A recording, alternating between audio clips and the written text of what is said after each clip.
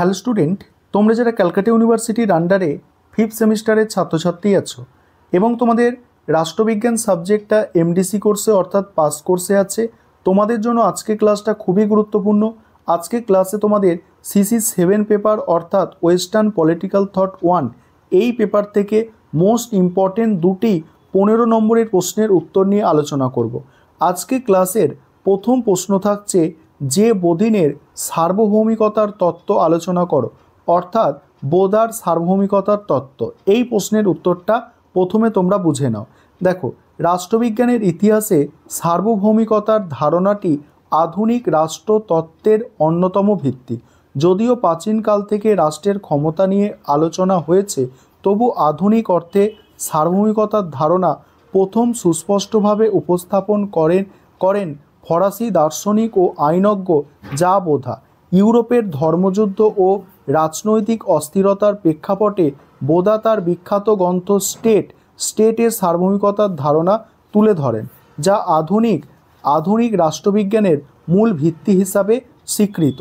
তারপরে কি বলা হচ্ছে দেখো, তারপরে বলা হচ্ছে ঐতিহাসিক প্রেক্ষাপট। এখানে কি বলা হচ্ছে দেখো, ষোড়শ শতাব্দী ফ্রান্সে ধর্মীয় সংঘাত ও গৃহযুদ্ধ রাষ্ট্রজীবনে বিশৃঙ্খলা সৃষ্টি করে। চার্চ ও অভিজাত শ্রেণীর প্রতিযোগিতা রাষ্ট্রের ঐক্যকে বিপন্ন করেছিল। এই পরিস্থিতিতে বোদা বিশ্বাস করতেন যে রাষ্ট্রকে সুসংহত রাখতে হলে ক্ষমতার একক ও কেন্দ্রীভূত হওয়া প্রয়োজন। তাই তিনি রাষ্ট্রপ্রধানদের হাতে চূড়ান্ত ক্ষমতা ন্যস্ত করার তত্ত্ব সার্বভৌমিকতা প্রণয়ন করেন।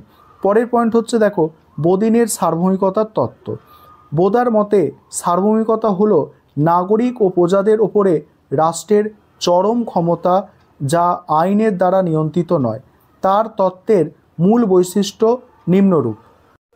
এবারে এখানে প্রথম পয়েন্ট দেখো, অর্থাৎ সার্বভৌমিকতার যে তত্ত্ব, বোদার সার্বভৌমিকতার তত্ত্ব, সেখানে কি বলা হচ্ছে দেখো, শাশ্বত অর্থাৎ সার্বভৌমিক ক্ষমতা রাষ্ট্রের অস্তিত্বের সঙ্গে চিরস্থায়ীভাবে যুক্ত। সরকার পরিবর্তন হলেও সার্বভৌমিকতার অস্তিত্ব থাকে। 2 নম্বর হচ্ছে অপ্রত্যাপিত ক্ষমতা, অর্থাৎ এটা কাউকে দেওয়া যায় না। সার্বভৌমিকতা কোনো ব্যক্তি বা জনগণের থেকে ধার করা নয়, এটি রাষ্ট্রের অন্তর্নিহিত চরম ক্ষমতা। আর পরের পয়েন্ট হচ্ছে চরমতা। ঠিক আছে, সার্বভৌমিকতার ওপর কোনো প্রাতিষ্ঠানিক বা আইনি কর্তৃত্ব থাকতে পারে না। তারপরে আইনের ঊর্ধ্বে অবস্থান, সার্বভৌম আইন প্রণয়তা, তাই তিনি নিজে আইন মানতে বাধ্য নন। বোদা বলেছেন বলে এই তোমরা কোটেশনটা ব্যবহার করতে পারো, ঠিক আছে, যারা পারবে। তারপর দেখো, আইন প্রণয়তা হিসাবে ভূমিকা। আইন তৈরির একমাত্র ক্ষমতা সার্বভৌমের হাতে। তারপরে শাসন ব্যবস্থা ভেদে অবস্থান।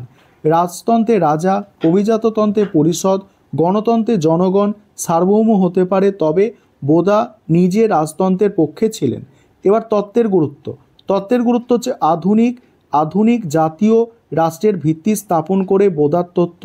2 নম্বর হচ্ছে চার্চ ও সাম্রাজ্যের প্রভাব থেকে রাষ্ট্রকে মুক্ত করে জাতীয় সার্বভৌমিকতা প্রতিষ্ঠা করে। 3 নম্বর হচ্ছে আইন প্রণয়নে একক কর্তৃত্বের ধারণা গৃহযুদ্ধের পরবর্তী ফ্রান্সের স্থিতি আনে। তারপরে থমাস হবস, জন লক প্রমুখ চিন্তাবিদদের ওপর গভীর প্রভাব ফেলে। এবার সমালোচনা দেখো, সার্বভৌমিকতা আইনের ঊর্ধ্বে রাখায় তত্ত্বটি একনায়কতন্ত্রকে উৎসাহিত করে। 2 নম্বর হচ্ছে জনগণের অধিকার ও স্বাধীনতা উপেক্ষিত হয়েছে। 3 নম্বর হচ্ছে বাস্তবে আন্তর্জাতিক আইন ও চুক্তি রাষ্ট্রের সার্বভৌমিকতাকে সীমাবদ্ধ করে। আর 4 নম্বর, তত্ত্বটি রাজতান্ত্রিক স্বার্থরক্ষাকারী, গণতান্ত্রিক নয়। এবারে উপসংহারে যা বোধা আধুনিক সার্বভৌমিকতার তত্ত্বের জনক। তার সংজ্ঞা অনুযায়ী সার্বভৌমিকতা রাষ্ট্রের চরম, অবাধ ও শাশ্বত ক্ষমতা। যদিও তার তত্ত্ব রাজতান্ত্রিক পক্ষপাতের দ্বারা প্রভাবিত, তবু আধুনিক রাষ্ট্রে তাত্ত্বিক ভিত্তি গঠনে তার অবদান অপরিসীম। রাজনৈতিক চিন্তার ইতিহাসে তার স্থান তাই চিরস্থায়ী। এবারে পরের প্রশ্ন কি বলা হচ্ছে, সার্বভৌমিকতার সীমাবদ্ধতা বিষয়ে বোদার চিন্তা আলোচনা করো। এই দুটি প্রশ্নের মধ্যে একটি প্রশ্ন তোমরা পরীক্ষায় অবশ্যই কমন পাবে। এই প্রশ্নের উত্তরটা তোমরা দেখে নাও। তার আগে একটা বিষয় তোমাদের বলার আছে, তোমাদের জন্য অনলাইন কোচিং ক্লাস চলছে। তোমরা যদি কেউ পেড ব্যাচে অ্যাডমিশন নিতে ইচ্ছুক থাকো, তাহলে নিচে যে নম্বরটা দেখতে পাচ্ছ ওই নম্বরে যোগাযোগ করে তোমরা পেড ব্যাচে অ্যাডমিশন নিয়ে নিতে পারো। দেখো এই প্রশ্নের উত্তরটা তোমরা এবারে বুঝে নাও। প্রথমেই তোমাদের ইন্ট্রোডাকশন অর্থাৎ ভূমিকা দিয়ে শুরু করতে হবে।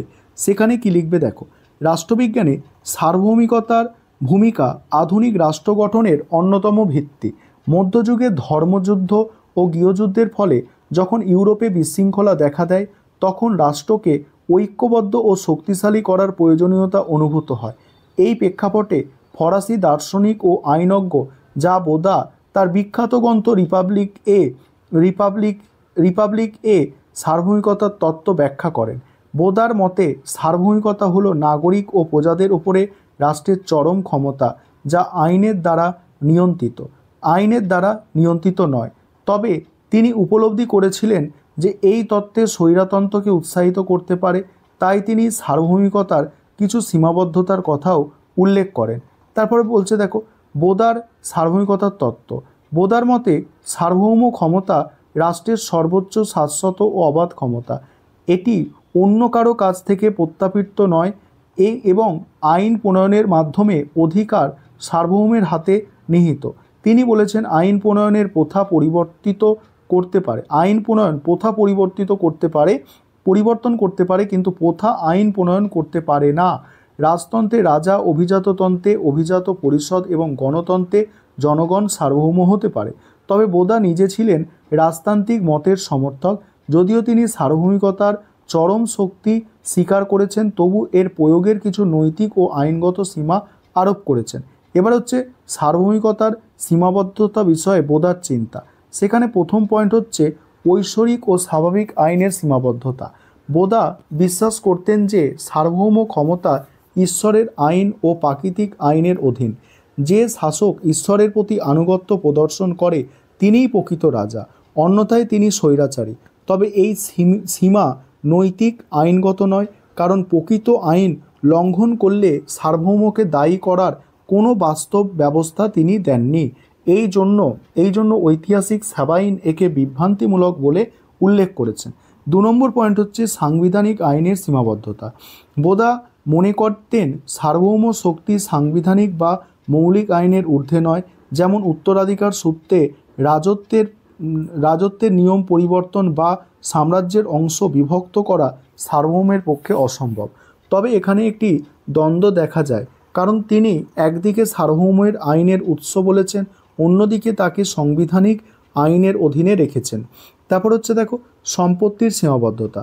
বোদার মতে সার্বভৌম নাগরিকদের ব্যক্তিগত সম্পত্তিতে হস্তক্ষেপ করতে পারে না। এস্টেট এর অনুমতি ছাড়া কর আরোপ বা সম্পত্তি হরণ অন্যায়। তার মতে সম্পত্তির সুরক্ষা পরিবার ও সমাজের স্থিতি রক্ষা করে। তবে এখানেও একটি দ্বন্দ্ব রয়েছে। যদি সার্বভৌমের ক্ষমতা চরম হয় তবে নাগরিক সম্পত্তির ক্ষেত্রে তার সীমা কেন? তারপরের পয়েন্ট আছে দেখো, শপথের সীমাবদ্ধতা। বোদা বিশ্বাস করতেন সিংহাসনে আরোহণের সময় সার্বভৌম যে শপথ গ্রহণ করে তা ভঙ্গ করা অনৈতিক ও রাষ্ট্রের স্থিতির জন্য ক্ষতিকারক। শপথ রাষ্ট্রীয় কর্তৃত্বের নৈতিক দায়বদ্ধতার প্রতীক। তারপরে বলা হচ্ছে উপসংহারে দেখো, সার্বিকভাবে বলা যায় যা বোদা একদিকে রাষ্ট্রের চরম ক্ষমতার পক্ষে দাঁড়ালেও অন্যদিকে তার নৈতিক ঐশ্বরিক এবং সাংবিধানিক সীমার মধ্যে রাখার প্রয়াস করেছেন। যদিও তার তত্ত্বে কিছু অসঙ্গতি ও সম্পত্তির মালিক শ্রেণীর পক্ষপাত লক্ষ্য করা যায়, তবুও তার এই সীমাবদ্ধতার চিন্তার তত্ত্বকে বাস্তবমুখী করেছে। আধুনিক দৃষ্টিকোণ থেকে এটি সীমিত ও রাজতান্ত্রিক হলেও তৎকালীন ফ্রান্সে রাষ্ট্রের স্থিতি ও সংহতির জন্য তা ছিল কার্যকর। ল্যাস্কি যথার্থই বলেছেন বোদার সার্বভৌমিকতার তত্ত্ব আইন সংলগ্ন সীমার ভেতরে আনুগত্যের ভিত্তি অনুসন্ধানের এক প্রচেষ্টা। এই ছিল তোমাদের আজকে মোস্ট ইম্পর্টেন্ট 2টি প্রশ্নের উত্তর।